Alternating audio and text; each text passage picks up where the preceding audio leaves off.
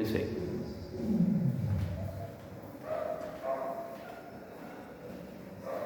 Boa noite, meus irmãos. Mais uma vez, uma quinta-feira, nós estamos aqui novamente dando prosseguimento aos estudos. Se Deus tiver misericórdia, aí esse barulho do barco não atrapalhar, mas nós vamos, na medida do possível, dar seguimento a tudo aquilo que nós já aprendemos aí. Nós estamos na 12ª aula, onde nós vamos aprender um pouco mais aí das verdades bíblicas aí do livro do Apocalipse, amém? Meus amados, vamos orar para dar início e que Deus tenha misericórdia de nós, misericórdia da sua igreja, que abençoe o pastor, para que ele possa ensinar de forma clara, inteligível, para que nós possamos alcançar as verdades que está proposta na sua palavra, amém? Pai Santo, Pai bendito, na tua presença nós nos colocamos. Pai, muito obrigado por essa oportunidade. Peço, Senhor Jesus, que o Senhor venha estar no nosso meio, para que nossos olhos e ouvidos espirituais sejam alcançados e que a sua verdade, meu Pai, seja exposta de forma fidedigna, verdadeira.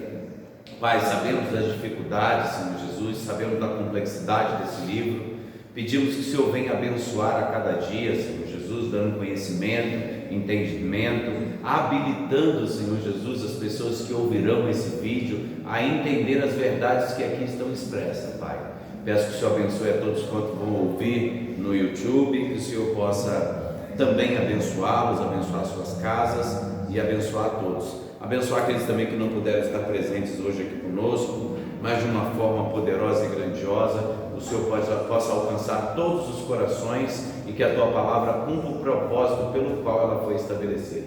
Pai, somos gratos pelo Seu Evangelho, somos gratos pela Sua verdade e somos gratos pela revelação da Tua palavra em nossas vidas. Obrigado por tudo. Nós agradecemos nos méritos do nosso Senhor e Salvador Jesus Cristo. Amém.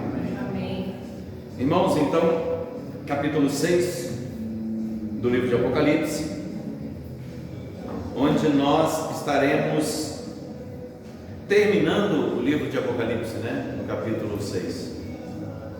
Nós estaremos terminando o livro de Apocalipse no capítulo 6. Eu repeti 2 vezes, ninguém falou nada. Nós vamos estar terminando o livro de Apocalipse no capítulo 6. Então, né? O que vocês pensam a respeito disso? Terminando o capítulo 6, né? Nós vamos terminar de ler o livro do Apocalipse no capítulo 6, tá? E no capítulo 6 se encerra o livro de Apocalipse. Depois que vai encerrar agora o Apocalipse no capítulo 6. E depois, o que acontece, meus amados? Começa tudo de novo. Já aproveitando, meus amados, nós vamos estar lendo, depois nós vamos comentar a respeito disso. Vamos lá? Vamos ler esses 17 versículos novamente? Vamos lá. Capítulo 6 do livro de Apocalipse. Vi quando o Cordeiro abriu os 7 selos e ouvi um dos 4 seres viventes dizendo, como se fosse voz de trovão, e ele disse: vem. Vi então, e eis um cavalo branco, e o seu cavaleiro com um arco, e foi-lhe dada uma coroa, e ele saiu vencendo e para vencer. Quando abriu o 2º selo, ouviu o 2º ser vivente dizendo: vem. E saiu outro cavalo vermelho, e ao seu cavaleiro foi-lhe dado tirar a paz da terra, para que os homens se matassem uns aos outros. Também lhe foi dada uma grande espada. Quando abriu o 3º selo, ouvi o 3º ser vivente dizendo: vem. Então vi, e eis um cavalo preto, e seu cavaleiro com uma balança na mão. E ouvi como uma voz no meio dos 4 seres viventes dizendo: uma medida de trigo por 1 denário, 3 medidas de cevada por 1 denário, e não danifiqueis o azeite e o vinho. Quando o Cordeiro abriu o 4º selo, ouvi a voz do 4º ser vivente dizendo: vem. E olhei, e eis um cavalo amarelo, e o seu cavaleiro sentado a este, chamado Morte, e o inferno o estava seguindo, e foi-lhe dada autoridade sobre a quarta parte da terra, de matar a espada pela fome, com a mortandade e por meio das feras da terra. Quando ele abriu o quinto selo, vi debaixo do altar as almas daqueles que tinham sido mortos por causa da palavra de Deus e por causa do testemunho que sustentavam. Clamaram em grande voz, dizendo: até quando, ó Senhor soberano, santo e verdadeiro, não julgas e nem vingas o nosso sangue dos que habitam sobre a terra? Então a cada um deles foi dada uma vestidura branca, e lhe disseram que repousasse ainda por um tempo, até que se completasse o número dos seus conservos e seus irmãos que iam ser mortos, como igualmente eles foram. Vi quando o Cordeiro abriu o sexto selo, e sobreveio um grande terremoto, e o sol se tornou negro como um saco de crina, e a lua toda como sangue, e as estrelas do céu caíram pela terra como figueira quando abalada pelo vento forte. Deixai cair os figos verdes, e o céu recolheu-se como um pergaminho quando se enrola. Então todos os montes, ilhas, foram movidos do seu lugar, e os reis da terra, os grandes, os comandantes, os ricos, os poderosos, e todo escravo e todo livre se esconderam nas cavernas e nos penhascos dos montes, e disseram aos montes e aos rochedos: caiam sobre nós e escondei-nos da face daquele que se assenta no trono na ira do Cordeiro, porque chegou o grande dia da ira deles, e quem é que pode suster-se? Amém? Pode se sentar, meus amados. Irmãos, nesse capítulo aqui, nós percebemos no verso 17 que o dia da grande ira chegou, o dia do julgamento chegou, e com isso o mundo acabou. Porque no final, o dia da ira do Senhor, qual que é o dia? É o dia do juízo. O dia da ira do Senhor é o dia do juízo. E todos foram julgados: os grandes, os pequenos, os reis, os escravos, os livres, os comandantes e todos os imperadores da terra. Todos eles foram julgados. E era tão absurda a visão de Deus que eles queriam se matar, só que eles não conseguiram.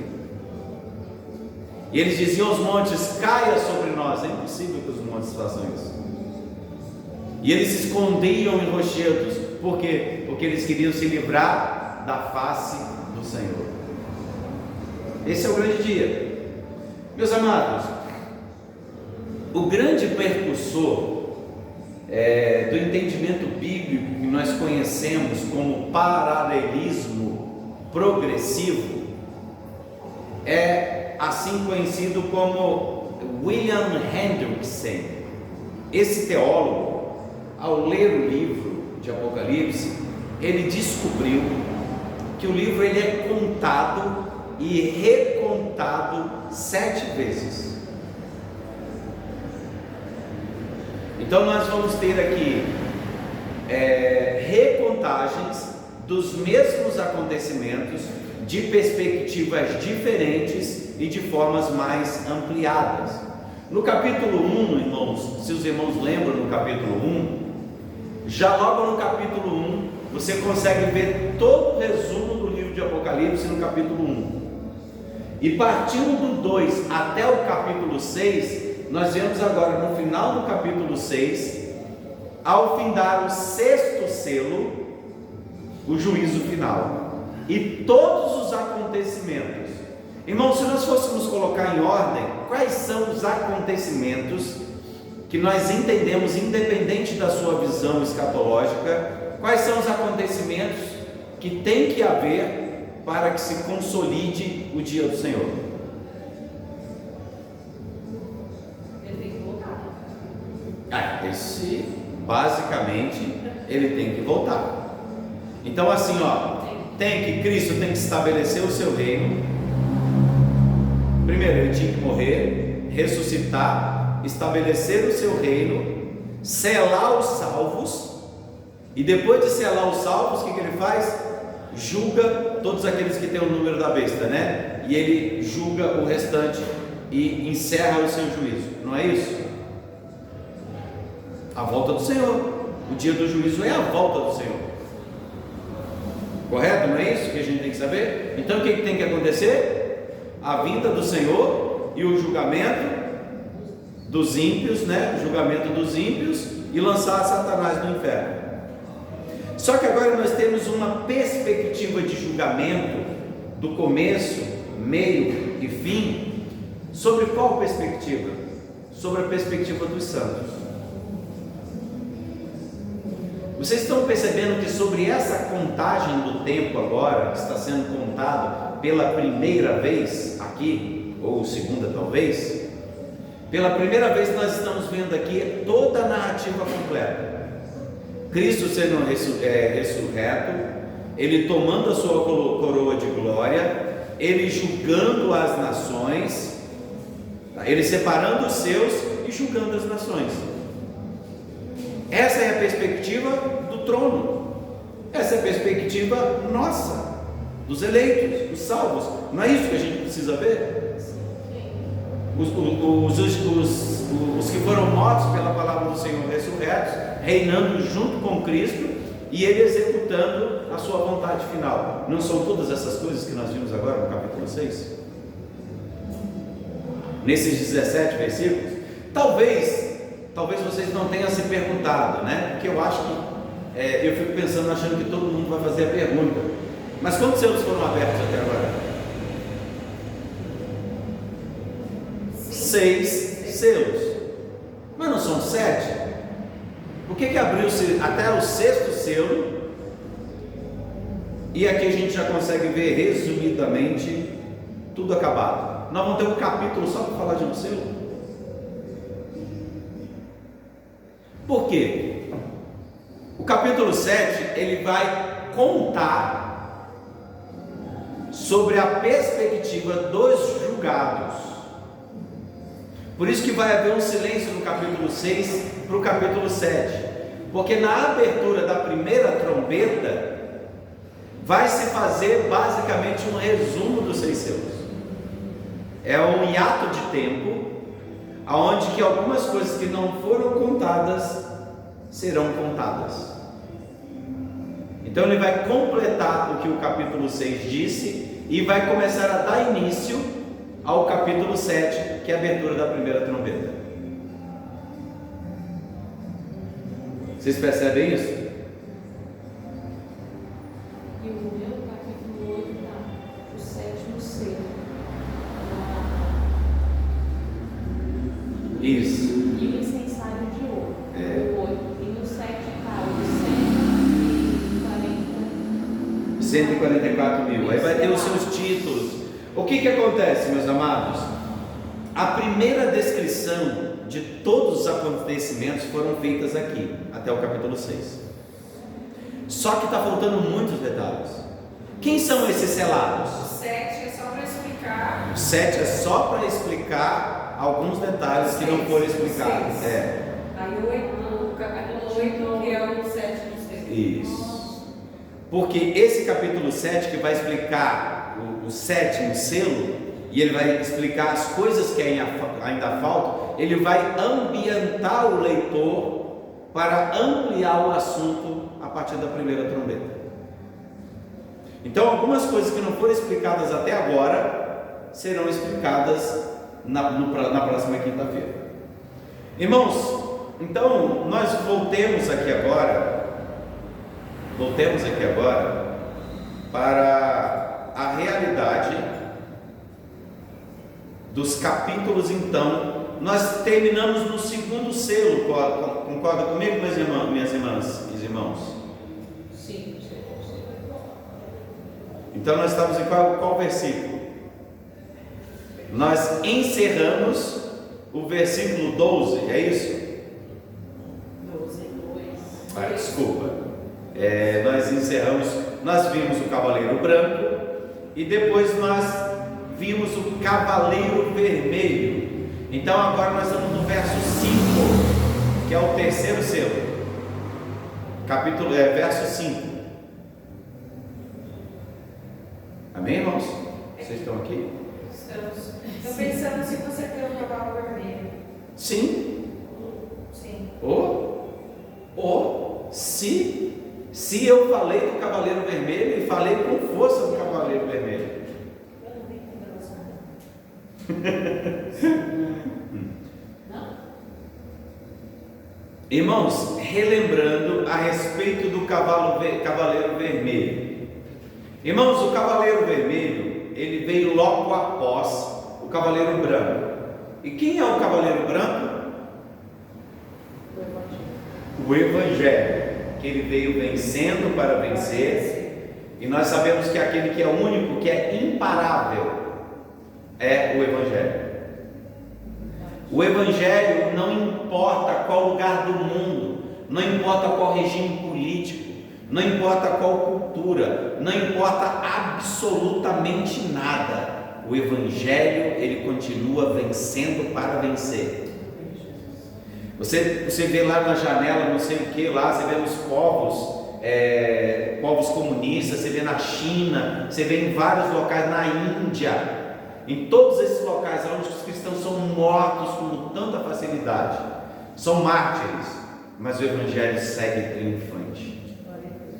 Se vocês terem uma ideia, na China hoje, provavelmente, mais de 50% da população já é cristã, mesmo com toda a perseguição, morte, prisão, miséria, sacrifício, perda de filho, esposa, tudo.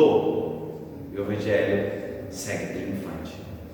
E essas pessoas passam por isso por causa de quê? Por causa do Evangelho. Então o cavaleiro vermelho, ele é o depurador. O cavaleiro vermelho, ele é o fogo da provação que marca quem são os selados, quem são aqueles que são os eleitos.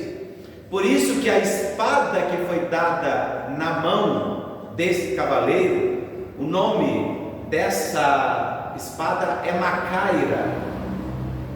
Por que eu estou frisando isso novamente? Porque, de novo, Macaira, ele é um cutelo em que os sacerdotes usavam para fazer o sacrifício pelo pecado. Lembrando disso mais uma vez. Então, mas que loucura é essa? Como assim? Se você for associar esse cavaleiro a alguma coisa ruim, ou dando autoridade do diabo a esse cavaleiro vermelho, não faz sentido. Só por causa dessa palavra não faz sentido.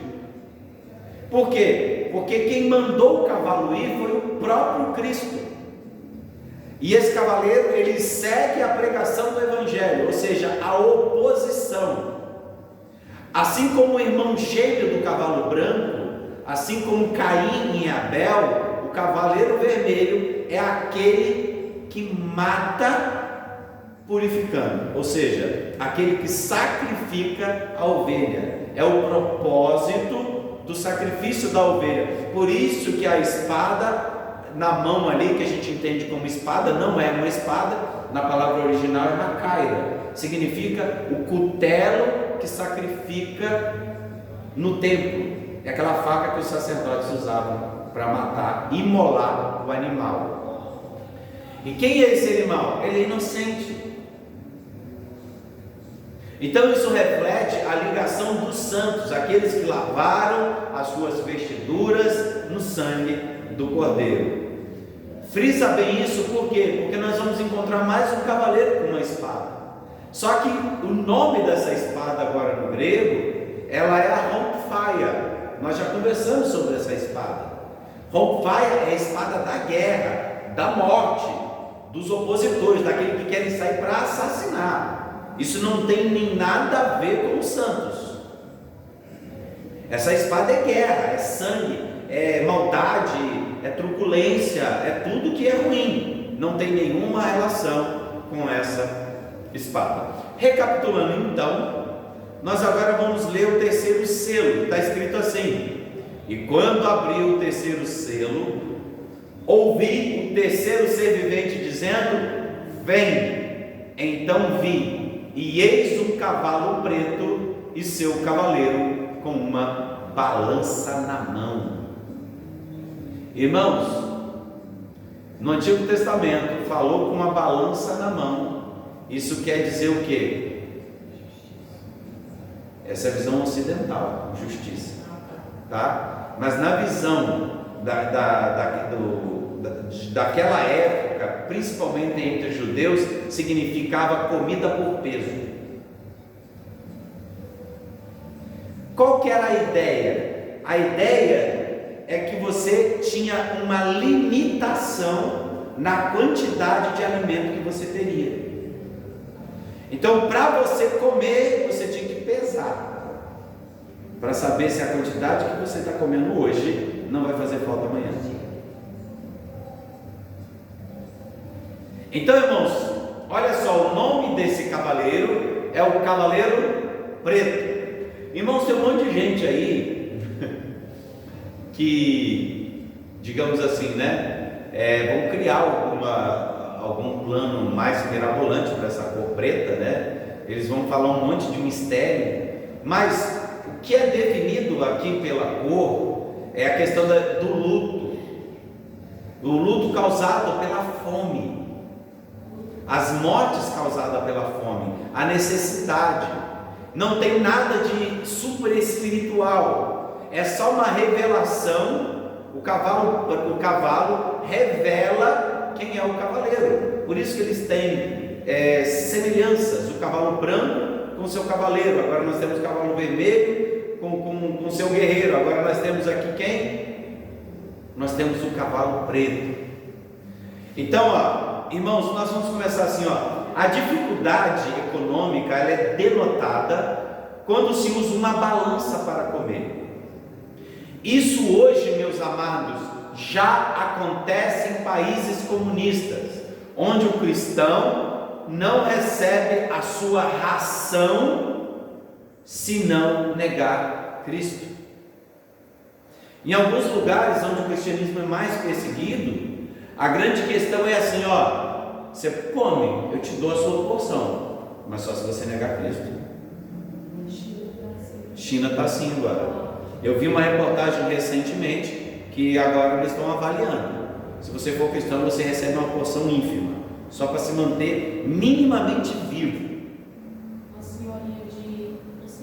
Sim. Não foi falar a verdade, mas ela tinha um benefício de R$120 aqui para nós, mais ou menos, que o Jorge da verdade se colocava. Só que ela foi tirada dela desse valor. Era a única renda dela, porque ela é cristã. Exatamente. Então vocês percebem que ela ainda deu graças a Deus, né? Não, por isso que tiraram. Por isso que tiraram. Em vez de agradecer ao Estado, ela agradeceu. Então, irmãos, nós vivemos uma época muito parecida, algo muito parecido está acontecendo no Brasil, onde o Estado é o Deus das pessoas. As pessoas acham que o Estado é que concede a ela alguma coisa de graça. Então eu fico imaginando algumas pessoas, elas falam assim: nossa, eu não tenho casa, o governo tem que fazer alguma coisa. O governo não tem que fazer nada. O governo não tem que dar nada, até porque o governo não faz nada. O governo não trabalha, o governo ele não faz absolutamente nada. Ele tira daqueles que produzem para dar àqueles que nada produzem. Então esse ideal de que eu vou receber o meu benefício. Que benefício? Você não tinha que receber benefício nenhum. Se você não contribui, você não tem benefício. Mas para que uma pessoa que não faz nada receba alguma coisa do Estado, é necessário que duas que fazem tenham que pagar por esse que nada faz. Então, e as pessoas endeusam o governo, endeusam o sistema político, e nós vemos mais uma vez igual a Roma, né? Pão e diversão.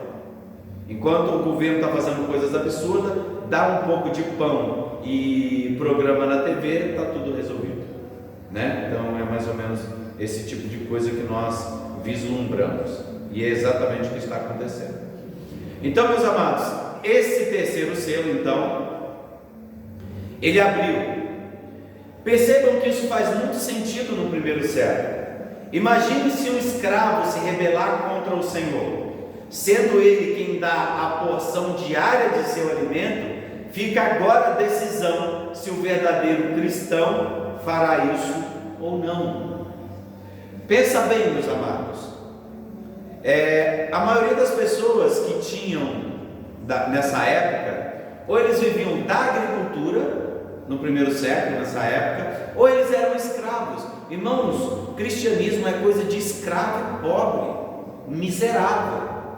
Agora está diante deles o cavalo preto, e eles têm uma decisão, e muitas dessas pessoas são convidadas a abandonar o Senhor nessa época, e é convidada a abandonar hoje também, no benefício de conseguir ganhar alguma coisa. E as pessoas, elas vendem seus valores, para que elas possam de alguma forma receber algum tipo de benefício. Vocês estão entendendo? Ou seja, pessoas miseráveis sendo usadas pelo governo. Ela tem que amar o governo, tem que negar Cristo para receber algum tipo de benefício. Não parece com nada hoje, tá, gente? Eu não estou querendo dizer absolutamente nada hoje. Isso é mera coincidência, tá? Então o que acontece? Eu queria lembrar para vocês, nos primeiros capítulos, acho que no final ali de Sardes, nas igrejas da Aliança de Filadélfia, o que estava acontecendo? Tinham dois grupos específicos ali: os nicolaítas e os de Balaão. Quem são esses? Esse tipo de pessoa era um tipo de linha teológica, digamos assim, que tentavam convencer esses pobres e miseráveis de que não tem nada a ver. Você pode continuar adorando Deus, mas quando for obrigado a falar que adora César, o que tem? Dá só uma faladinha. O que vale é o que está na sua mente e no seu coração. Você fala, recebe o benefício e depois você continua acreditando em Deus. Não vai mudar nada. Então esse grupo de cristãos que negavam a fé por conveniência, eles também queriam ensinar isso aos cristãos verdadeiros que não queriam fazer isso. Ou seja, eles vendiam a sua integridade cristã a troco de pão e água. Quantos cristãos hoje na nossa realidade não faz a mesma coisa? Eu não estou mentindo, eu só estou escondendo para que, entendeu? É só um jeitinho, o famoso jeitinho imoral brasileiro. Aquele jeitinho que Deus nega, aquele jeitinho que Deus está mandando gente para o inferno, porque está todo mundo procurando um jeitinho. Esses eram nicolaítas, esses eram dos partidos de Balaão, e a igreja está cheia desse tipo de gente, que tem uma aparência de crente, mas nos seus negócios eles se vendem, nos seus relacionamentos, trai a sua esposa, eles se vendem, em suas escolas, universidades, se vendem, tem vergonha de ser chamado cristão, são os famosos cristãos 007. Então essas pessoas, levando em consideração que essas pessoas comiam uma vez, crente 007? Está perguntando? Você não lembra o 007? O espião 007? Então, ninguém sabia que ele era espião. E essas pessoas vivem como um crente, ninguém sabe que eles são crentes. Eles são crentes 007. Você vai ter que investigar para saber se é crente, porque não tem nada de crente. É o famoso crente 007. Levando em consideração que essas pessoas tinham só uma porção diária de comida para eles e para a família. Esse negócio de comer 3 vezes ao dia, isso é coisa de gente rica, gente. Eles só ceavam. A miséria era tão grande, os impostos eram tão altos, a mão de obra era tão explorada pelos mais poderosos, que os empregados, na maioria das vezes, eles só tinham uma porção de alimento por dia. E era a base de quê? Pão e água. trigo e água. Então esse era o básico do básico para se manter vivo. Até essa porção estava sendo medida. Então, irmãos, a marca dos santos colocava um peso mais no fiel. O que é isso, irmãos? A marca dos santos colocava um peso a mais no fiel. O fiel é a balança. Porque quanto mais crente você é, menos direito você tem. Eu sei que tem um monte de gente crente cheio de direitos. E tem gente que coloca Deus ainda na parede, né? Eu exijo, eu decreto, eu faço isso, eu determino. Mas o que a Bíblia nos ensina é quando o fiel pesa para o lado do crente, menos direito ele tem. Essa é a balança que se mede o crente. Então, irmãos, eles não só, olha só, gente, entenda bem isso. Vocês pensam que um povo, eles só comeriam carne ou beberiam vinhos se fossem nos templos pagãos? Porque na sua realidade, isso nunca aconteceria. Vocês vão perceber algumas coisas aí, entendeu? Ou seja, a marca de um cristão é se sacrificar em prol da palavra, mesmo que isso não lhe dê lucro nenhum. O pobre, o escravo, o miserável, ele não tinha direito a nada. Ele só tinha uma porção de farinha para comer. Ele só comeria carne se no templo pagão estivesse tendo algum tipo de comemoração, algum tipo de festa. Eles iam nesse templo pagão e lá o que acontecia? Eles faziam parte dessa festa e pegavam uma porção dessa carne e comiam. Talvez fosse o único momento do ano que essa pessoa comeria carne. O resto da dieta era trigo e água, pão. Aí o que acontece? Agora nós estamos vendo o que? Uma classe que crê no Senhor e Salvador Jesus Cristo, e agora ela se abstém de quê? De fazer parte dos cultos pagãos. Ou seja, a única oportunidade que ela tinha de comer carne na vida dela acabou. Tinha que ser crente, gente. Tinha que ser crente. Por isso que nós vamos ver essas discussões do apóstolo Paulo em Coríntios, eles discutindo sobre comer carnes sacrificadas a ídolos, no capítulo 14. Por que está sendo discutido isso? Porque a maioria dos cristãos que ali estavam faziam parte desses banquetes. Por quê? Porque era a única oportunidade que eles tinham de comer alguma coisa. Então os pobres miseráveis, coitados, ou eles comiam carne sacrificada a ídolo, ou eles não comiam nada.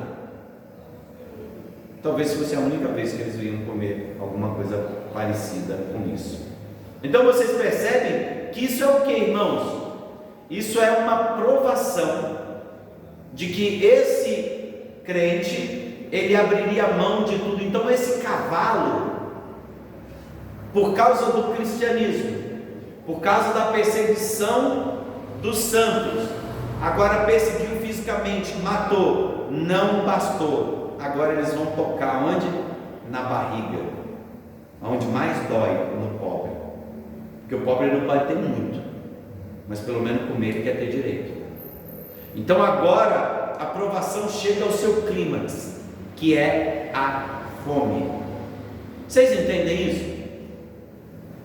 Olha só, verso 10. Como que eu sei que essa provação ela vem da parte de Deus e não do diabo? Ou seja, esse cavalo preto também é uma forma de Deus provar os seus. Como que eu sei disso? Sabe como? Ezequiel capítulo 4, do verso 10 ao verso 12. Ezequiel capítulo 4.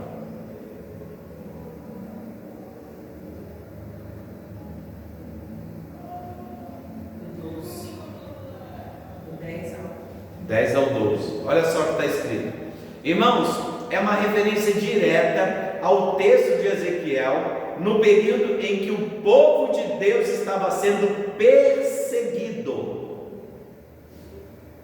O povo de Deus está sendo perseguido, que na verdade era o povo de Israel. Eles estavam sendo perseguidos, olha só, e perseguidos por quem?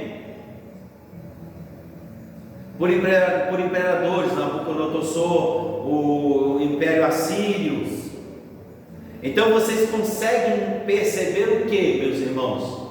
Que essa prova foi dada por quem? Por Deus. Foi Deus que falou: não, eu vou trazer nações ímpias e elas vão dominar sobre vocês. Aí a gente vai saber quem é que nega, quem é crente e quem é que não é crente. Está escrito aqui: a tua comida será por peso, 20 ciclos por dia, de tempo em tempo a comerás. Também beberás a água por medida, a sexta parte de um hin, de tempo em tempo a beberás. O que comeres será como bolo de cevadas, cozê-lo-ás sobre o esterco de homem, à vista do povo. Gente, que humilhação! Olha a humilhação que Deus falou através do profeta Ezequiel. Olha só, até a água que você vai beber vai ser medida. E você não vai beber água todo dia, vai ser de tempo em tempo. Você não vai comer todo dia, vai ser de tempo em tempo. E o que te dará para você comer vai ser bolo, sabe de quê? De cevada. Sabe o que é cevada, irmãos? Cevada, ela é 3 vezes mais barata que a farinha.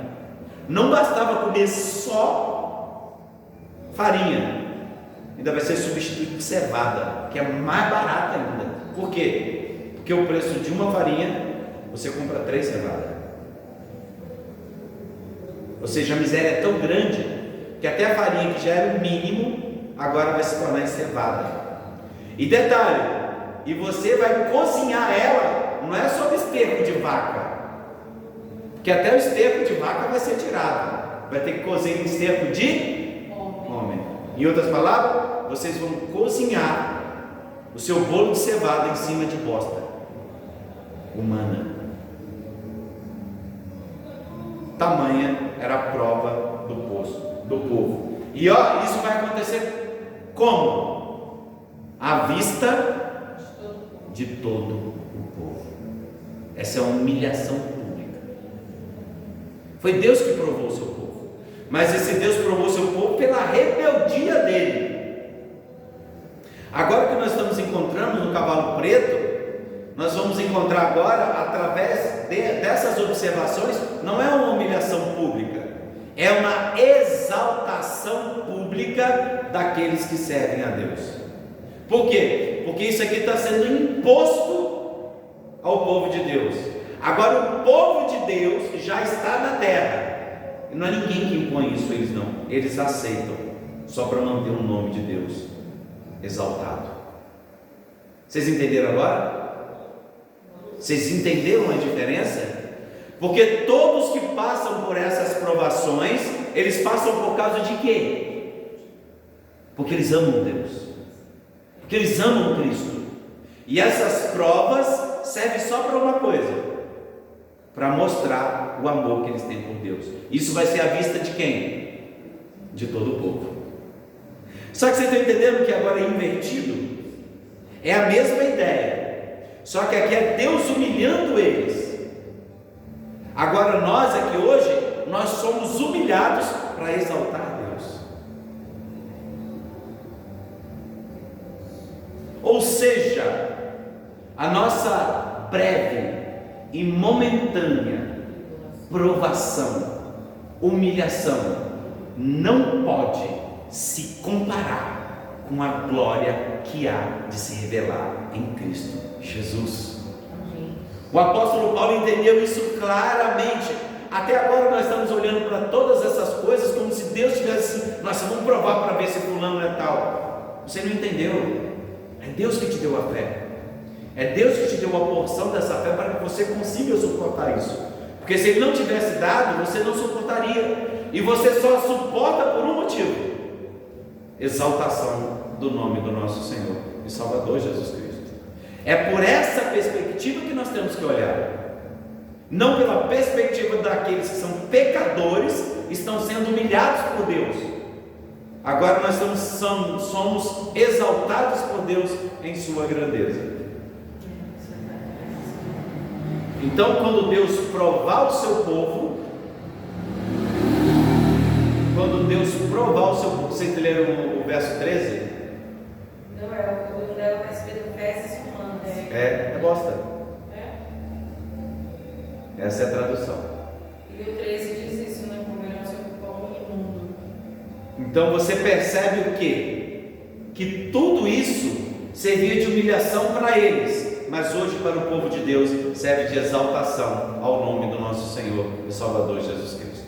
No verso 6 está escrito assim: e ouvi uma como que voz no meio dos 4 seres viventes, dizendo: uma medida de trigo por 1 denário, 3 medidas de cevada por 1 denário.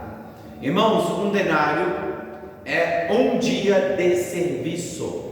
Se nós virmos hoje, formos comparar, vamos lá, se nós formos comparar hoje, dar esse preço, uma equivalência, por exemplo, se uma diária hoje de um ajudante, de um trabalhador simples, um ajudante da construção civil, está entre 80 a 120 reais, irmãos, esse seria o preço de 1 quilo de farinha.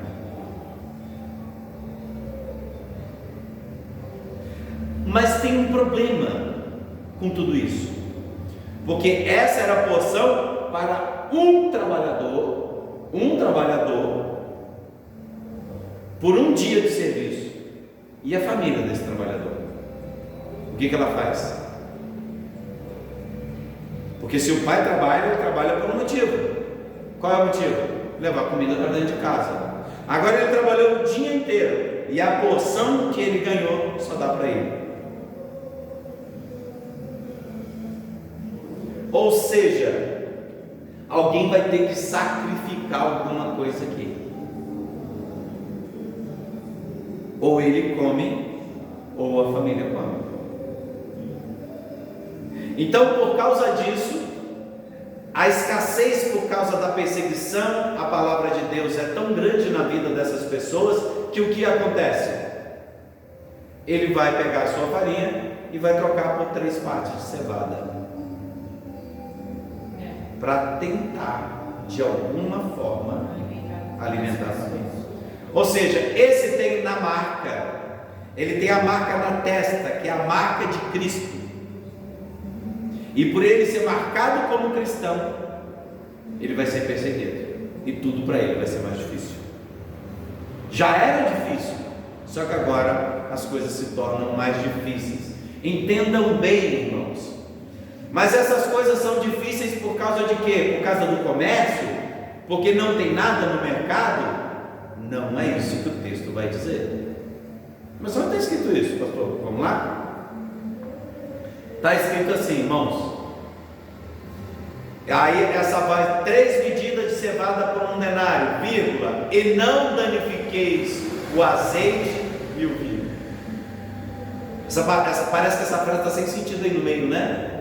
Não está sem sentido aí? Ele falou do trigo e da cevada, mas em nenhum lugar falou disso. E agora está escrito: e não danifiqueis o azeite e o vinho. O que isso quer dizer? O que isso tem a ver com a cevada? Se não tem dinheiro nem para comprar cevada direito, vai ter dinheiro para comprar azeite e vinho? E por que está escrito: não danifiques o azeite e vinho? Aí algumas pessoas, numa interpretação alegórica e não simbólica, ele vai falar, sei lá, que o azeite é Israel, que o vinho também é Israel. Eles vão criar uma série de coisas aqui. Não pode tocar nos eleitos de Deus, porque um representa o povo de Israel e tal. Eles vão inventar uma série de coisas. Mas para bem da verdade, azeite e vinho significa opulência, poder. Aquele que nessa época detém o poder de ter azeite e vinho na sua casa todos os dias, a quem essa classe pertence? Os ricos. Então, vinho e azeite é a opulência, só os ricos têm. O azeite e o vinho estão fora do alcance dos pobres. Pobre não tem alcance disso. Mas o que isso tem a ver? Por que não danifiquei isso? A palavra danificar, ela traz o sentido de não roubem, não peguem, não tomem. Lembrando que a maioria dessas pessoas que aqui estão ouvindo essa mensagem, elas são escravas, elas são miseráveis, mas seus senhores não. Ela tem acesso às coisas, mas elas não podem pegar dessas coisas. Vocês perceberam agora o que isso significa? Mesmo que vocês passem por miséria, mesmo que vocês não tenham o suficiente para comer, não roubem, não se vendam por causa de uma porção de azeite e uma porção de vinho. Não manche a tua integridade e o seu nome de cristão só porque você vai usar a necessidade como desculpa. Então entenda que isso é opulência, por isso. Mas essa opulência significa não desejem isso, não desejem opulência, não desejem ser estas coisas ou ter essas coisas. Então, irmãos, olha só, notem que essa frase denota a injustiça social e o direito do pobre sendo retirado. E pobre não tem nem o que comer, e o rico sobra azeite e vinho. Não tem nada a ver com hoje, né? É mera coincidência. Vocês percebem, meus amados? Eu já falei isso, que o sistema judiciário criado por Jesus, criado por Deus, ele propõe que aquele que pega roubando alimento, o que acontece com ele? Ele morre? Não. Ele é preso? Não. Ele é convidado a o quê? A pagar pela comida que ele não tinha o direito, e essa pessoa se torna escrava até pagar a sua dívida. Mas o que acontece? A lei também determina que aquele que é tomado por escravo, ele é cuidado pelo seu senhor, e não só ele é cuidado pelo seu senhor, a família dele também é cuidada. Então é vantagem ser escravo. Então ser escravo cumpria um papel social. Qual que era o papel?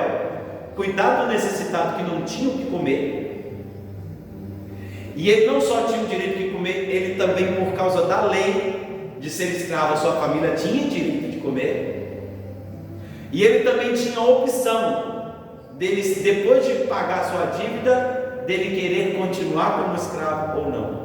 Aí vocês devem pensar: nossa, que lindo! O apóstolo Paulo, eu sou servo do Senhor, eu sou doulos, aquele que tem a orelha furada, porque eu amo meu Senhor. Não, na verdade é porque você não tem o que comer. Então é melhor você ficar trabalhando de escravo, porque pelo menos você tem o que comer, você e a sua família. Então você está preso ao seu Senhor por uma necessidade. Então a maioria dos duros que existem na história, os escravos de orelha furada, não é porque ele amava o Senhor, não, é porque ele não tinha outra opção. Se ele saísse, ele ia fazer de quê? Ia viver de quê? Então essa lei, ela ajudava, ou seja, alguém que roubava pela comida, ele não era punido necessariamente, ele só tinha que pagar com trabalho. É isso que acontecia. Então nós percebemos que o próprio Deus estabeleceu um meio pelo qual a justiça social era feita. E aqui nesse momento aqui, irmãos, você vê que a perseguição aqui é contra os cristãos, abertamente. Não é porque faltavam as coisas, é porque eles negavam as coisas dessas pessoas. E ao mesmo tempo Deus está ensinando: não use desse artifício para justificar qualquer atitude moral.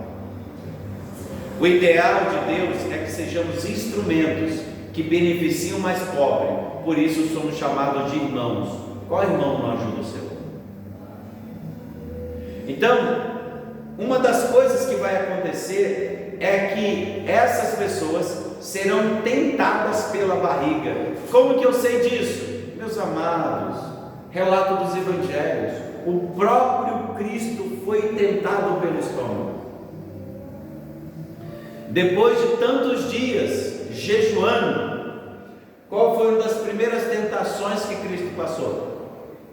Se tu é realmente filho de Deus, por que tu não transforma essa pedra em pães? Irmãos, a necessidade mais básica, ela fala mais alto que a nossa fé. Então tem pessoas lutando para ter o que comer e outros lutando para ter opulência. Mas qual que é o nosso papel? O nosso papel está escrito lá na oração do monte: o pão nosso de cada dia dá-nos hoje. Por que é hoje? É porque a porção é diária.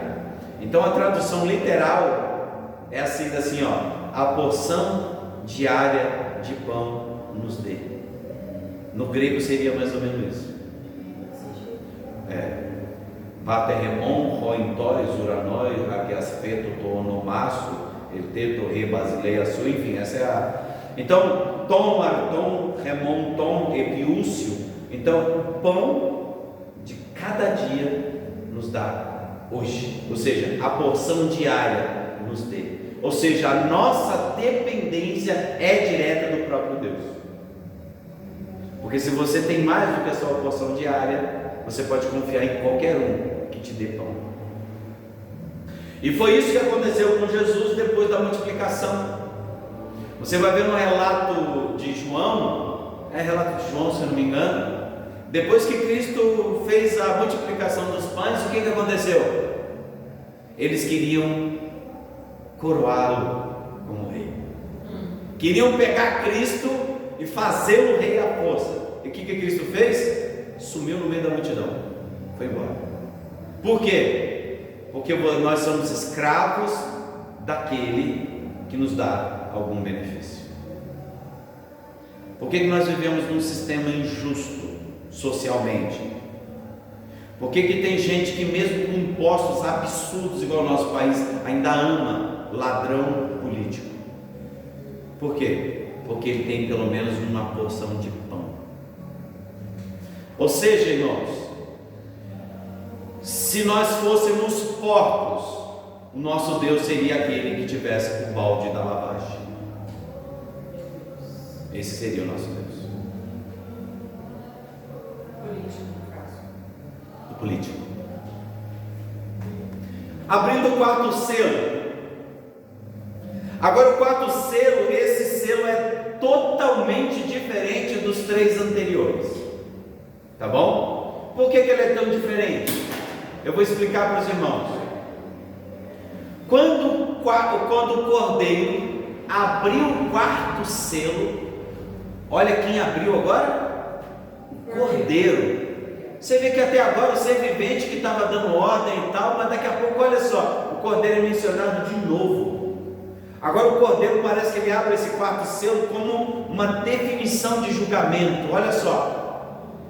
Ouviu a voz do quarto ser vivente dizendo: vem, e olheis, e eis um cavaleiro Amarelo. pálido, Pálido? cadavérico, cor de morte. Cor de morte. Sem Deus chamado morte. Então esse cavaleiro amarelo, na tradução, é a cor do defunto. Se você for num velório, você vai perceber que todos os cadáveres têm a mesma cor, amarelo. Esse é o símbolo, irmãos, da doença, da pestilência. Essa é a cor amarelada, amarelo morte, né? Ou roxeado, né? Dependendo do tipo de morte. Então, e o seu cavaleiro sendo chamado morte. Esse cavalo tem um aspecto de morte, e o seu cavaleiro é a própria morte. E detalhe, e o inferno estava seguindo ele. A palavra inferno aqui é Hades, tá? Então a gente tem que tomar muito cuidado, tá bom? O que essa palavra significa, o Hades, tá bom? É o seguinte, meus irmãos, nós temos que ter em mente, nós temos que ter em mente, saiu aqui nós temos que ter em mente que é assim, a morte vem, mata as pessoas, e quem que recebe essas pessoas que morrem? O inferno, que é o reino dos mortos. A palavra Hades, ela significa sepultura também. Então não vamos confundir que é o inferno, tipo assim, tá vindo um cavaleiro, e alguém já deve ter visto algum filme desse, eu já imagino isso, e a morte inteira atrás, aquela coisa preta seguindo e tal. Não, o cavaleiro é a morte, e a consequência é o que? A sepultura. Então vai matando e vai jogando na sepultura, vai matando e vai jogando na sepultura. Ou seja, a morte é física, a morte é real, a morte é definitiva. Esse cavaleiro, ele vem matando tudo. E detalhe desse cavaleiro, sabe qual que é, irmãos? Ele não define nada, ele vem matando o matar. Vai crente, vai não crente, vai tudo, vai eleito, não eleito. E esse cavaleiro, ele é o cavaleiro que vem fechando o ciclo de morte, perseguição, para finalizar em morte. Que tipo de morte? Você consegue perceber que, mesmo sendo um livro simbólico, o autor está mostrando a realidade palpável da morte. A morte seguia levando seus eleitos, e o Hades recolhendo seus preteridos. Vamos lá. A mortandade é geral a essa altura. Tanto salvos quanto perdidos estão sofrendo. A calamidade está afetando a todos. Como sabemos disso? Na parte B do texto, o que nos chama a atenção é a troca de cutelo de sacrifício pela espada de guerra.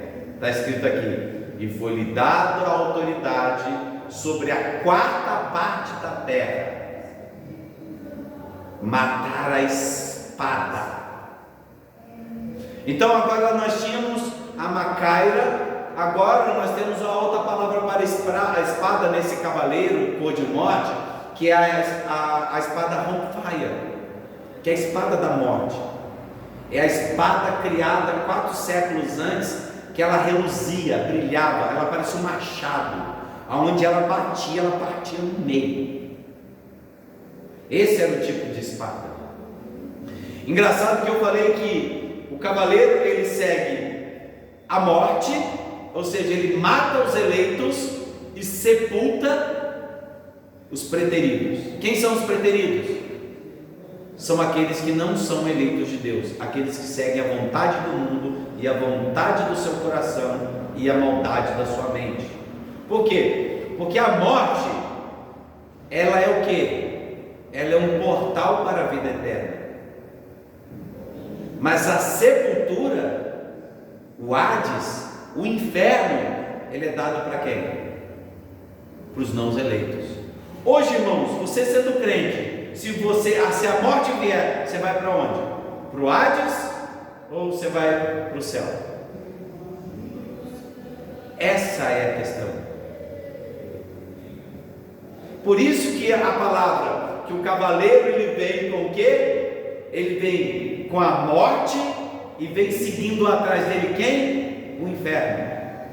Esse cavaleiro é a morte, e o inferno estava seguindo ele. Ou seja, os eleitos morreram, e os preteridos, os deixados, sepultados no inferno, vai esperar o dia do juízo. Vocês estão percebendo? Então esse vem trazer a mortandade geral. Esse cavaleiro preto, ele é o cavaleiro verdadeiro do Apocalipse. É esse que vem destruir todas as coisas. E ele vem destruir de que forma? Foi-lhe dada autoridade sobre a quarta parte da terra. Mas um mistério agora sendo revelado. E é por quê?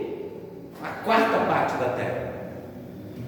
A gente pode imaginar um monte de coisas, né? Então quer dizer que um quarto das pessoas vão morrer nessa guerra? Como é que é isso? Irmãos, um quarto, ela não se refere a uma medida propriamente dita. Lembra que os números são simbólicos? Um quarto significa uma medida exata de alguma coisa. Ou seja, Deus, quando Jesus Cristo, o Cordeiro, quando liberou esse cavalo, ele falou: você vai lá e mata, mas você mata até X, Y não, Z não, H não. Você só vai fazer o que eu estou mandando. Em outras palavras, a morte e o inferno, ela só tem direito àquilo que Deus estabeleceu que ela possa fazer. Ou seja, até o número de mortos aqui, quem determina é Deus. Ou seja, a morte não tem autoridade. Quem tem autoridade é Deus, é o Cordeiro, aquele que está julgando as nações. É Ele que tem na mão, tá? E é dada a quarta parte, tá? Para ele eliminar e para ele matar a espada. Isso significa o meio pelo qual vem a guerra. Logo depois da guerra vem o quê? A fome. E depois da fome vem mais o quê? A mortandade. E depois, por meio das feras da terra. Irmãos, vocês perceberam que são 4 flagelos no Cavaleiro Preto? Guerra, fome, mortandade e o que? E morte também pelas feras, ou seja, violenta, desumana, morte pela maldade, pela desumanidade. Então vocês percebem que esse cavalo, ele não está restrito a ninguém e a nada. Oi? É e não é. Porque depois da guerra, quando os corpos ficam todos no chão, pessoas ainda meio vivas, o que acontece? Abutres, leões, bichos. Nós não temos esse problema aqui no nosso país, mas morre, vai para uma guerra lá na Amazônia, você vai ser comido por feras, por bichos, por animais. Morre lá na África, morre nessa região aqui, tigre, leão, como é que chama? Hiena. Qualquer carne dando sopa vira janta. Então a morte vem por esses animais também. Então você percebe o quê? Que haverá um grande conflito, e esse conflito vai gerar em morte. Tudo isso causado pelo Cavaleiro Preto. E ele foi dada a ordem para que ele matasse um número específico de pessoas. Então olha só, percebam um silogismo na frase, tá? Espada, lê-se fome, mortandade e finalmente as feras vêm comendo os defuntos largados que não tiveram tempo de serem enterrados. Claramente isso é uma menção do que o profeta Ezequiel, no capítulo 14, do verso 21 ao verso 23. Olha de onde que essa profecia está vindo na mente de João. 14, do 21 ao 23. Olha que interessante, irmãos, olha que interessante isso. Olha como que esse texto, a ligação direta desse texto, explica tudo isso que eu falei e ainda um pouquinho mais. Olha o que está escrito aí. Porque assim diz o Senhor Deus: quanto mais, se eu enviar os meus 4 maus juízos. E quais são esses 4 maus? Espada, fome, fera e peste. Gente, não estou falando a mesma coisa? Contra Jerusalém para cortar delas homens e feras? Mas eis que alguns fugitivos restarão nela, que serão levados para fora, assim filhos e filhas, eis que eles virão a vós, e vereis o seu caminho e os seus feitos, e ficareis consolados do mal que eu trouxe sobre Jerusalém, e de tudo que trouxe sobre elas, e sereis consolados quando virdes o seu caminho e os seus feitos, e sabereis, não fiz sem razão tudo quanto nela tenho feito, diz o Senhor. Que loucura, né? O que Deus está falando? Não foi à toa que eu fiz isso. Vocês estão vendo a mortandade? Vocês estão vendo feras? Vocês estão vendo doença? Vocês estão vendo tudo? Então, vocês vão ver que eu tinha razão quando eu fiz isso. Aí vocês veem nesse texto aqui o próprio Deus explicando os flagelos do cavaleiro preto, por que ele fez. Foram vocês que vão ser tirados. Esse último cavaleiro amarelo, isso, né, preto, amarelo. Vocês vão perceber que eu fiz tudo isso por causa de quê? Vocês vão ter razão. Vocês vão ver que eu tenho razão. Ou seja, é projeto de Deus que essas coisas, ou seja, essa profecia de Ezequiel, ela ressoa agora na profecia final. Por que Deus, ou seja, o Cordeiro, está levando em juízo toda a nação? Interessante, né? Então, irmãos, resumindo, o cavaleiro branco é quem? O Evangelho. É o Evangelho. E o cavaleiro do cavalo vermelho é o que? A morte. É a morte causada pelo que? Pela animosidade contra o Evangelho. É Caim contra Abel. Ou seja, o segundo cavaleiro, ele é o resultado da pregação do Evangelho vencedor. É aquele que dá essa provação para o crente. Pode ser chamado de mártir. São os mártires, exatamente. E o cavaleiro do cavalo preto representa quê? As dificuldades econômicas e a pobreza devido a quê? A perseguição e o domínio do crente, que é o mais fraco. E o cavaleiro pálido da doença, da pestilência, da mortandade, ele representa o quê? A morte. Ele representa a guerra, a fome, as bestas feras, mesmo sendo perspectiva do seu reino de Cristo, ou seja, todas essas coisas estavam sob o domínio do próprio Jesus, o Cordeiro. Não é isso que nós lemos aqui? Como entender todas essas coisas, né, meus amados? Só que depois de tantas essas coisas, de tanta coisa horrível como essa, o que acontece? Verso 9, o quinto selo.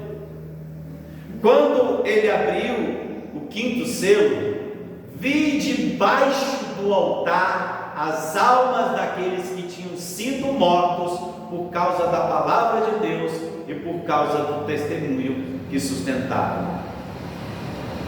Aí João agora olhou de novo. E olha, irmãos, o altar é aonde, gente, que é o altar no céu? É o trono de Deus.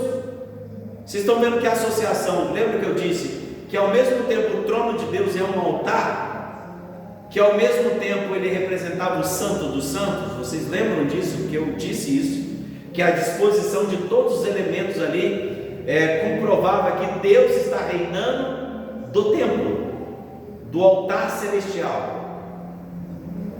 Ele está exercendo autoridade sobre a Jerusalém celestial, porque Jerusalém é um templo, irmãos. Você falava Jerusalém, era a mesma coisa que falar templo. Então agora Deus está governando do templo, só que o templo está no céu, e Ele governa de lá. E Cristo começou a governar quando? Quando Ele ressuscitou, porque Ele atraiu todos a Ele. Então agora Cristo está reinando dos céus, só que debaixo do trono tem o quê? Debaixo do altar tem a alma daqueles que tinham sido mortos por causa da palavra de Deus e por causa do testemunho que sustentavam. João viu tudo isso, e não bastando aquela mortandade, aquela perseguição, aquela coisa toda, daqui a pouco ele olha para debaixo do altar, o que ele vê? Todos esses mortos,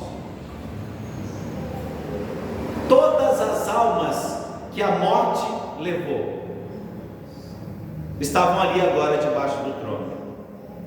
Irmãos, note que debaixo do altar, que ao mesmo tempo é o trono, os mártires se pronunciam.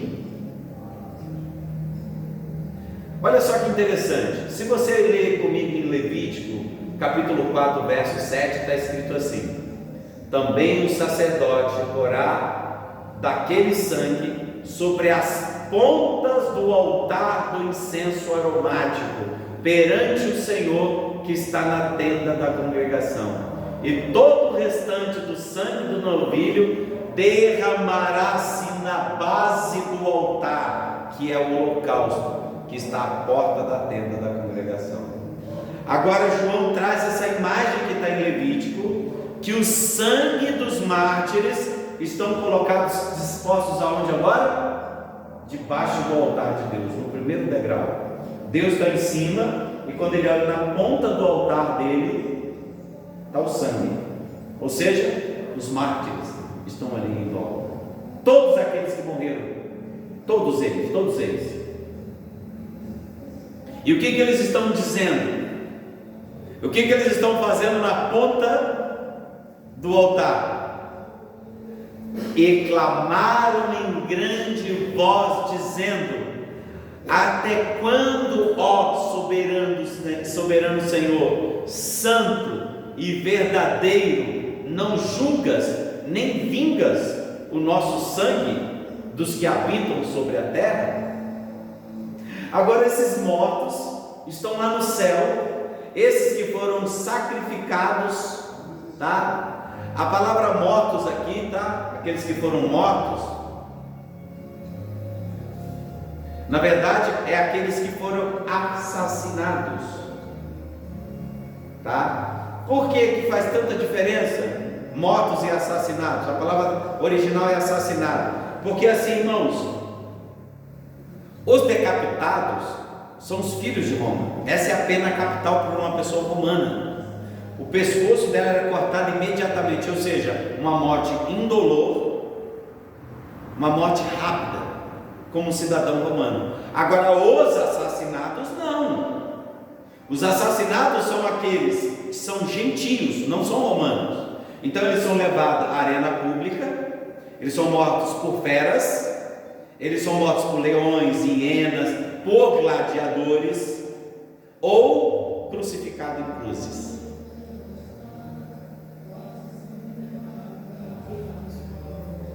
Viu como faz todo sentido agora? Ou seja, esses que estão ali são aqueles que sofreram martírio pelo nome e pela palavra. E eles estão gritando o quê? Clamando em alta voz. Eles estão falando o quê? Ó Senhor. Eles sabem que o Senhor é santo e é justo e verdadeiro. E eles perguntam: não julgas e nem vingas o nosso sangue dos que habitam sobre a terra? Ele falou: está vendo, nossos algozes ainda estão vivos, Senhor. O Senhor não vai julgar?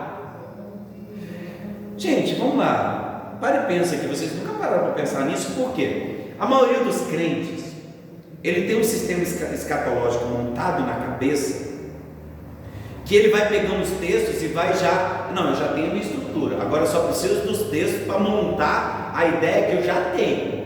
Então o texto é um reforço na ideia que ele já tem na cabeça. Ei, mas abandona isso.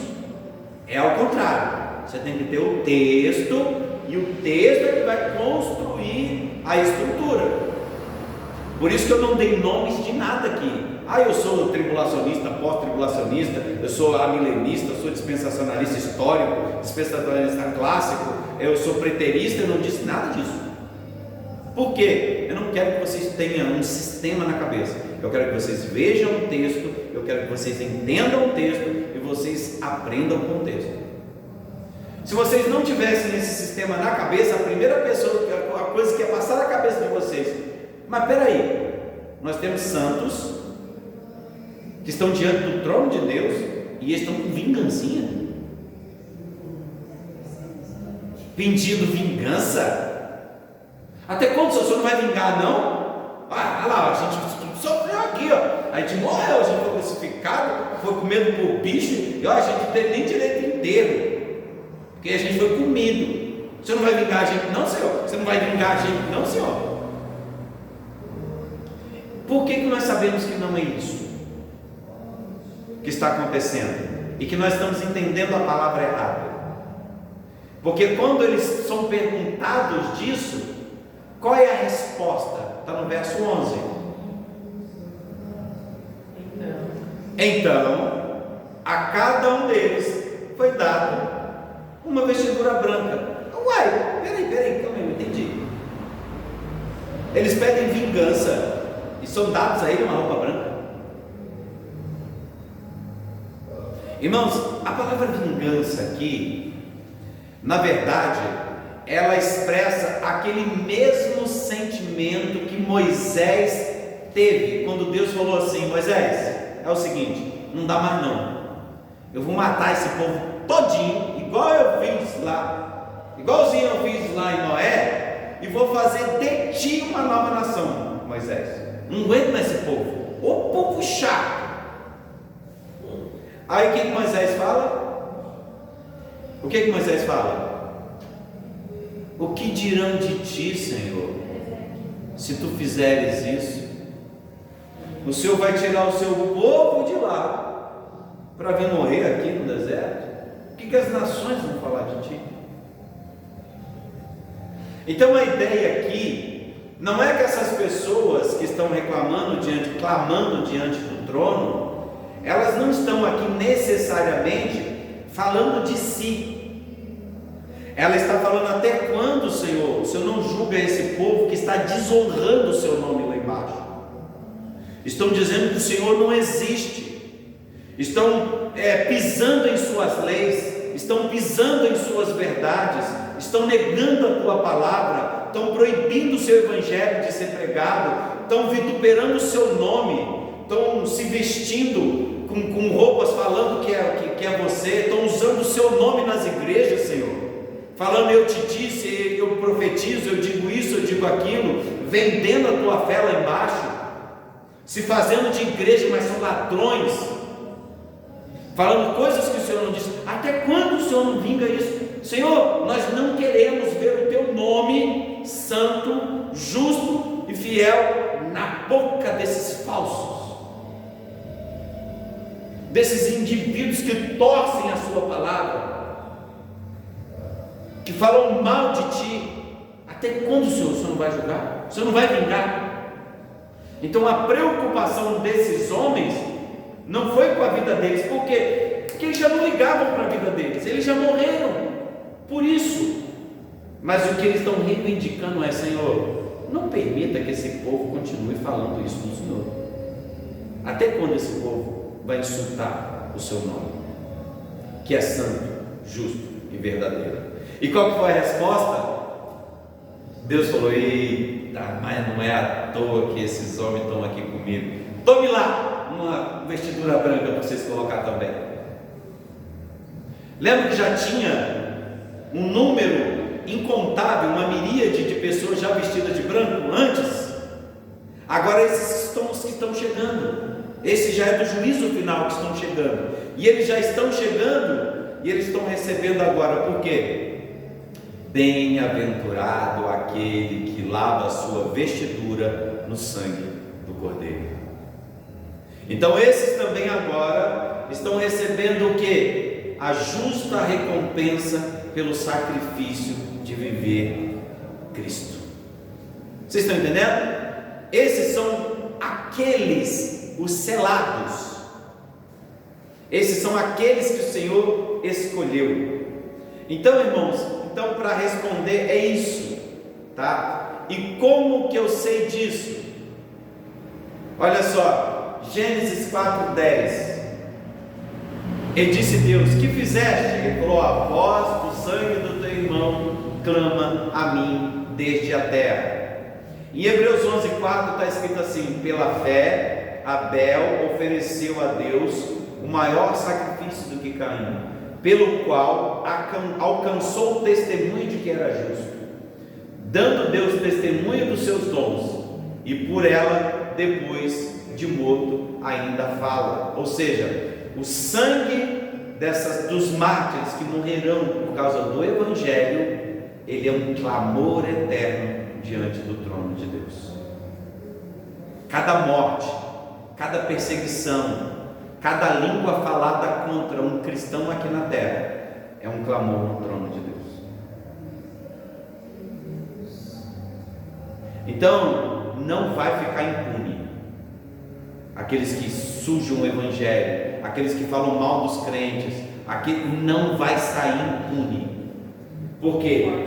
Porque o sangue do justo clama diante do trono. E Deus indiretamente diz o quê? Não se preocupe, toma aqui a roupa, agora descansa, espera um pouquinho, deixa o resto comigo que eu faço. Aí está escrito o quê? Eles disseram-lhe: repousa ainda um pouco, até que também se completasse o número dos seus conservos e seus irmãos, que iam ser mortos, como eles igualmente foram. Ainda tem um número de pessoas aqui na terra para o Senhor alcançar, e Ele vai alcançar. Então não se preocupe, parece injusto agora, mas o Senhor está alcançando todos os seus. Então aquele evangelho do primeiro cavaleiro que seguiu, vencendo para vencer, ele está chegando para quê? Aumentar o número de conservos e irmãos que ainda serão mortos por causa do evangelho. Então sossega o coração, deixa comigo, vai descansando aí. Então a morte para nós é um descanso. As privações dessa vida nós vamos abandonar todas elas, e nos céus nós seremos revestidos da glória de Deus por causa do sangue do Cordeiro. Então, irmãos, mais uma vez, eu sei que as pessoas odeiam e alguns detestam os calvinistas, os reformados como nós. Por quê? Porque nós falamos que há eleitos. Porque nós dissemos que tem um número específico. Deus determinou que aí são aqueles que serão salvos. Irmãos, pode ser que eu esteja enganado, mas eu estou lendo isso aqui de novo. Até no livro do Apocalipse tem isso. E disseram-lhe que repousasse ainda um pouco, até que também se completasse o número dos seus conservos. O que é o conservos? Servos iguais a vocês. E esses são os seus irmãos, ou seja, a mesma fé, a mesma família, que ainda iam ser mortos, igual eles foram. Ou seja, pessoas que testemunharão o Evangelho até o fim. Então Deus já sabe até quem são eles. Por quê? Porque foi Deus que os comprou com seu sangue. Foi Deus que os elegeu. Simples. Em outras palavras, até que o restante dos salvos fossem selados. É aqui que se encaixa o milênio, irmão. É aqui que se encaixa o milênio. Pois o juízo termina aqui. É aqui que termina o juízo. Vamos encerrar então, que é o sétimo selo, só para nós vermos que é só ler.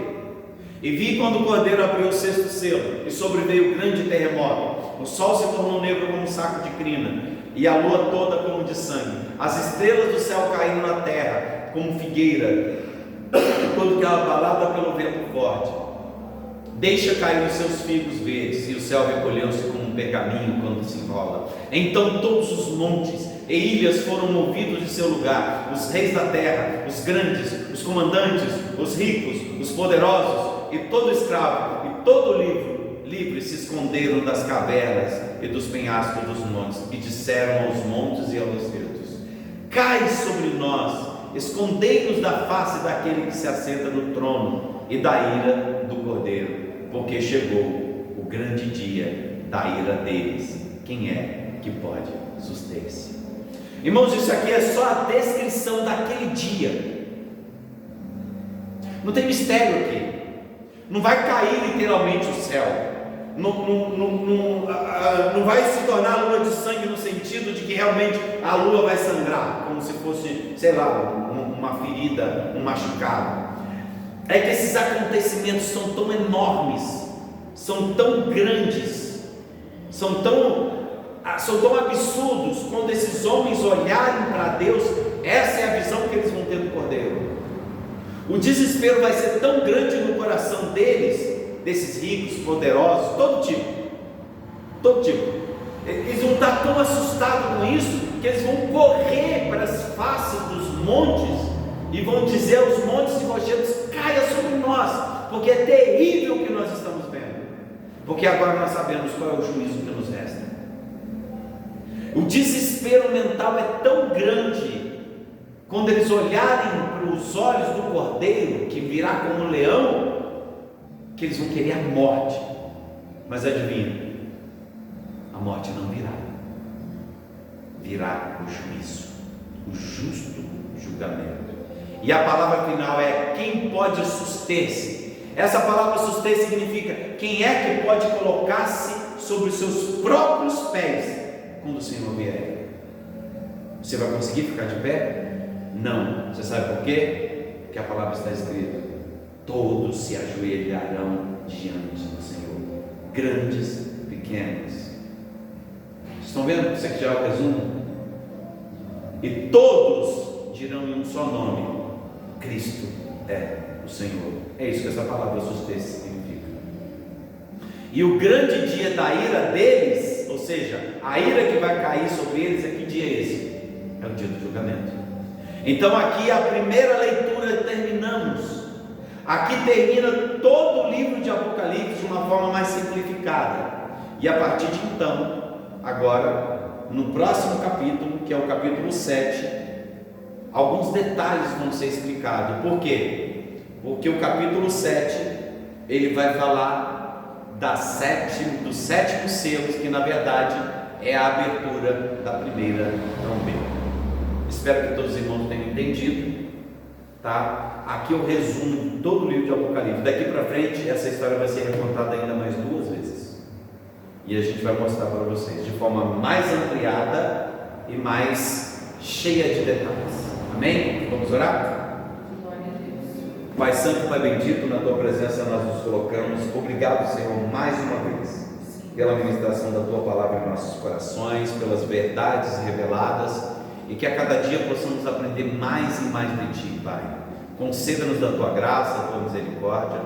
Dai-nos o restante de dia, de semana abençoada. Abençoe os Seus filhos, Pai.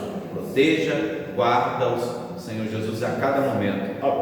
Abençoe todos aqueles que irão nos ouvir, que verão essa aula de hoje, que eles possam, Senhor, serem alimentados pela Tua palavra, e que eles sejam convencidos do Espírito Santo, do seu verdadeiro poder, da Tua graça e da Sua majestade. Tudo isso nós oramos e agradecemos nos méritos do nosso Senhor e Salvador Jesus Cristo. Amém. Encerrada então a aula de hoje.